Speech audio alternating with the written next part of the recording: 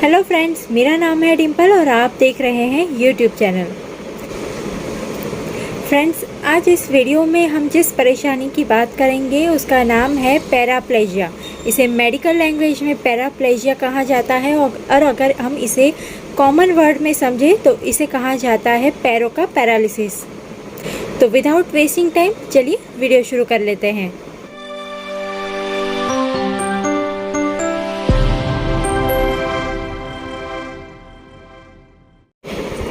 तो friends, paraplegia जो है या फिर जिसे हम कहते हैं कि पैरों का पैरालिसिस, ये किन वजह से होता है। आपने कई बार देखा होगा कि काफ़ी जगह पर जहाँ पर लोग आज अच्छे से चल रहे होते हैं, अचानक से उनके पैर कमज़ोर पड़ जाते हैं और एक वक्त ऐसा आ जाता है जब पूरी तरह से उनके पैर काम करना बंद कर देते हैं। इसे कहा जाता है पैराप्लेजिया। पैराप्लेजिया जो है वो हमेशा धीरे धीरे होता है। कभी भी एकदम से ऐसा नहीं होता कि हम रात को सो गए और सुबह उठे तो हमारे पैरों ने काम करना बंद कर दिया। इस तरह के इसके सिम्टम्स नहीं होते हैं। इसके सिम्टम्स होते हैं कि आपकी जो शुरुआती दौर होता है वहाँ पर आपको ये होता है कि पैर में थोड़ी सी कमज़ोरी लगती है, थोड़ा सा उसमें पैरों में कमज़ोरी लगना, पैर जो है वो आपको फील होगा कि टाइट हो चुके हैं, पैरों की नसें टाइट हो गई है, पैर टाइट हो गए हैं। आपके जो तलवे होते हैं उसमें संवेदना जो है वो कम हो जाती है। तो ये जो होते हैं ये थोड़े सिम्टम्स होते हैं पैराप्लेजिया के। पैराप्लेजिया का जो पैरालिसिस होता है पैरों का, वो हमेशा धीरे धीरे इस तरह के सिम्टम्स से शुरू होता है और एक वक्त के बाद, यानी कि अगर यही सिम्टम्स स्टार्टिंग से चलते रहे और इसका अगर हम इलाज नहीं करते हैं तो एक वक्त के बाद, यानी कि 3 महीने के बाद, 3 महीने तक आपको जो है लगातार इस तरह की परेशानी होती है जहाँ पर पैरों की नसें टाइट हो जाती है, पैरों के तलवों में कोई भी संवेदना नहीं समझ आती है, पैरों में ऊर्जा नहीं रहती है, कमज़ोरी महसूस होती है, हल्का सा चलने पर पैरों की नसें खींचना शुरू हो जाती है।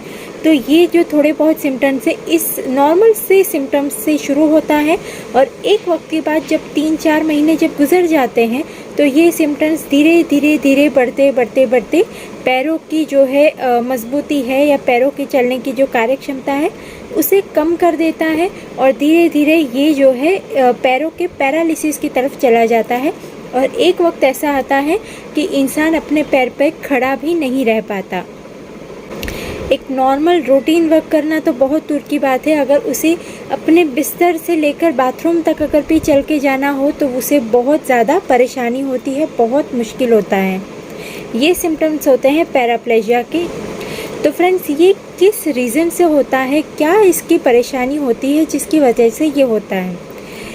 मेन अगर हम इसे जान ले तो ये हमारे दिमाग के जो संतुलन होते हैं, जो भी हमारे दिमाग के जो पॉइंट्स होते हैं, जिसको पूरा बॉडी हमारा जिसके ऊपर चल रहा है जिस तरह से, वो जब कार्यवित नहीं रहते हैं, जब अच्छे से काम नहीं कर पाते हैं, तब इस तरह की परेशानी होती है।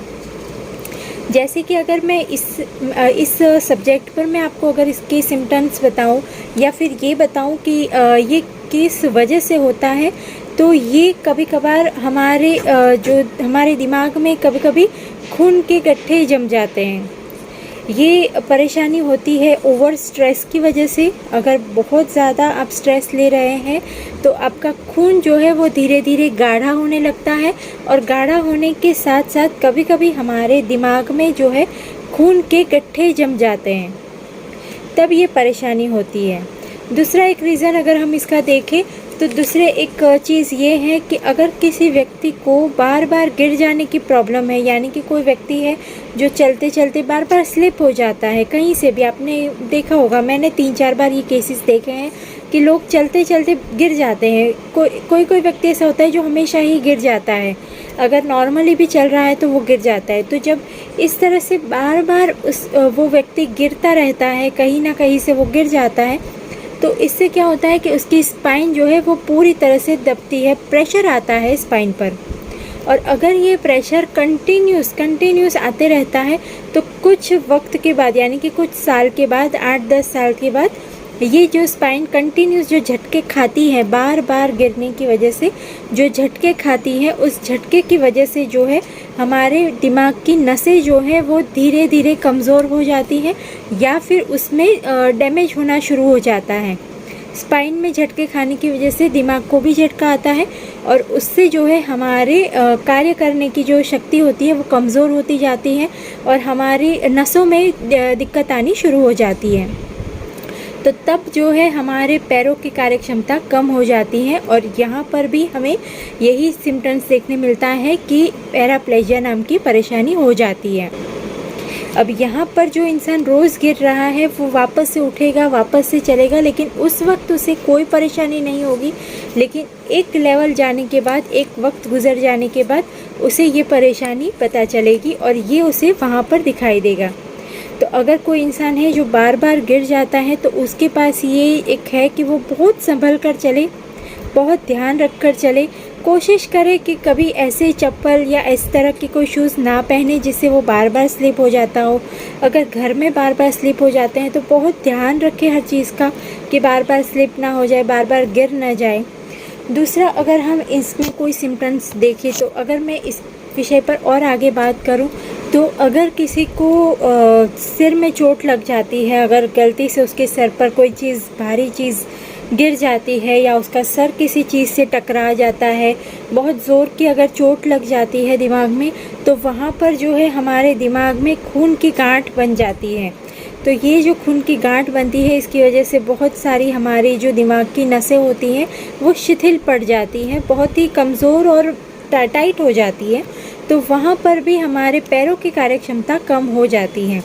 तो इस तरह के जो सिम्टम्स होते हैं जहाँ पर चोट लगने की वजह से, सिर में चोट लगने की वजह से, स्पाइन में झटके पड़ने की वजह से या फिर स्ट्रेस, ओवर स्ट्रेस लेने की वजह से जो हमारी बॉडी का खून गाढ़ा हो जाता है, खून के गड्ढे दिमाग में जम जाते हैं, तो ये जो सिम्टम्स होते हैं यहाँ पर पैराप्लेजिया हो जाता है। और जैसे मैंने स्टार्टिंग में आपसे कहा कि पैराप्लेजिया जो है वो कभी भी तुरंत नहीं होता है, ये धीरे धीरे धीरे धीरे अपना असर दिखाता है और एक वक्त के बाद वो पैरों को कम्प्लीटली बंद कर देता है। फ्रेंड्स, इस तरह की जो परेशानी होती है जहाँ पर हमें ये परेशानी लागू हो जाती है, तो इन सारी चीज़ों से कोशिश करनी चाहिए कि हम जितना बच सके उतना बचें। और अगर खुदा न खास्ता अगर कभी ऐसा हो गया है तो आपको ज़रूर से कुछ मेडिसिन मैं आपको यहाँ पर बता रही हूँ जो पैराप्लेजिया की परेशानी पर 100% वर्क करता है। अगर किसी भी व्यक्ति को अचानक से काम करते हुए, अचानक रूटीन वर्क करते हुए अचानक पैर कमज़ोर पड़ गए हैं और उसे एकदम से पैराप्लेजिया अब शुरू हो चुका है, पहले से उसके पैर कमज़ोर हो रहे थे और अब जाकर पैर बंद हो चुके हैं, तो वहाँ पर मैं आपको आज एक कॉम्बिनेशन बता रही हूँ, होम्योपैथी कॉम्बिनेशन, जहाँ पर ये जो पैराप्लेजिया है इस पर ये मेडिसिन 100% वर्क करती है, बहुत ज़्यादा इफ़ेक्टिव है सिर्फ पैरों के पैरालिसिस पर। तो चलिए आगे वीडियो में जान लेते हैं कि ये कौन से कॉम्बिनेशंस है जिसे आप यूज़ करेंगे तो आपकी जो ये पैराप्लेजिया की परेशानी है, यानी कि पैरों की जो पैरालिसिस है, वो एकदम से ठीक हो जाएगा और हमेशा के लिए ठीक हो जाएगा। ये मेडिसिन बहुत ज़्यादा इफ़ेक्टिव है, अगर किसी को भी हुआ है तो वो ज़रूर से इस मेडिसिन का उपयोग करें। तो फ्रेंड्स, आज मैं आपको 3 मेडिसिन का एक कॉम्बिनेशन बता रही हूँ। आपको ले लेनी है पहले तो 100 ml की एक कांच की बोतल, प्लास्टिक की बोतल मत लीजिएगा, एक कांच की 100 ml की बोतल ले लेनी है। साथ ही मैं 3 मेडिसिन के नाम बता रही हूँ, इसका मैं एक इमेज भी यहाँ पर लगा दूँगी, आप ध्यान से इसे देख लीजिएगा और ध्यान से इसके नोट कर लीजिएगा। इसका नाम है, इस मेडिसिन का जो नाम है वो है सेल्फोनल, गुआको और फॉर्मिका रूफा। सेल्फोनल, गुआको और फॉर्मिका रूफा, ये जो तीनों मेडिसिन है ये बहुत अच्छे से वर्क करती है, बहुत ज़्यादा इफ़ेक्टिव है पैरों के पैरालिसिस के लिए। तो फ्रेंड्स, आपने जो कांच की 100 ml की बोतल ली है उसमें ये तीनों मेडिसिन को लेना है। कितनी क्वांटिटी में लेना है तो आपको 1 ml क्वांटिटी में लेना है। बिल्कुल भी मदर टिंचर यूज़ मत कीजिएगा, 30 क्वांटिटी के यूज़ मत कीजिएगा, 200 की भी यूज़ मत कीजिएगा, क्योंकि पैरालिसिस जो है वो एक ऐसी परेशानी है जिस पर जल्दी से जल्दी दवाएं करनी पड़ती हैं, नहीं तो वो चीज़ें जो है वो बॉडी में घर कर जाती हैं। तो इसके लिए हम यहाँ पर ये तीनों मेडिसिन जो है वो 1 ml क्वांटिटी में लेंगे तीनों मेडिसिन को आपको 30-30 ml बॉटल में ले आनी है और साथ ही 1 m क्वांटिटी की 30-30 ml की बॉटल लानी है और उसे जो है आपको 100 ml की बॉटल में तीनों को एक साथ डाल देना है, अच्छे से शेक करना है। और रोज़ जो है इसकी 10 बूंदें, दिन में एक बार 10 बूंदें आपको इसे लेना है। नॉर्मल हमारे जो मटके का पानी होता है उसमें आधा कप, हमारे चाय का जो छोटा कप होता है उसे आधा पानी से भरना है और फिर उसके अंदर 10 बूंद ये जो कॉम्बिनेशन बनाया है इसकी 10 बूंद डालकर इसे पी लेना है। अगर सुबह सुबह मॉर्निंग में खाली पेट अगर आप ले सकते हैं तो ये 100% मतलब इसका समझ लीजिए कि सिर्फ आपको 1 हफ्ते के अंदर इसका पूरा रिज़ल्ट मिल जाएगा। लेकिन अगर आप मॉर्निंग में खाली पेट इस दवाई को नहीं ले सकते हैं तो फिर आप दिन के किसी भी वक्त इस मेडिसिन को ले सकते हैं, पर ध्यान रखिएगा कि 1 घंटे पहले और 1 घंटे के बाद, यानी कि मेडिसिन लेने के 1 घंटे पहले और 1 घंटे बाद तक आपको कुछ भी खाना या पीना नहीं है। तब ये मेडिसिन आपको 15 से 20 दिन के अंदर ही इफ़ेक्ट दिखाना शुरू कर देगी। 15 से 20 दिन के अंदर इसका जो असर होगा वो ये होगा कि उसके पैरों में मजबूती आना शुरू हो जाएगी, वो इंसान के अंदर कॉन्फिडेंस आ जाएगा, वो इंसान अपने आप चलना शुरू हो जाएगा, उसके पैरों की नसें नॉर्मल हो जाएगी, उसका ब्लड सर्कुलेशन बहुत अच्छा होगा और खुद ब खुद वो इंसान खड़ा होकर चलना शुरू कर देगा। अगर वीडियो पसंद आया हो तो इसे लाइक और शेयर करना ना भूलिएगा। मेरे चैनल पर अगर पहली बार आए हैं तो मेरे चैनल को सब्सक्राइब ज़रूर कर लीजिएगा।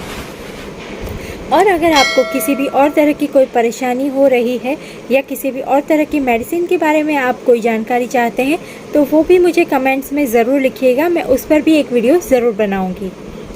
तो मिलते हैं नेक्स्ट वीडियो में।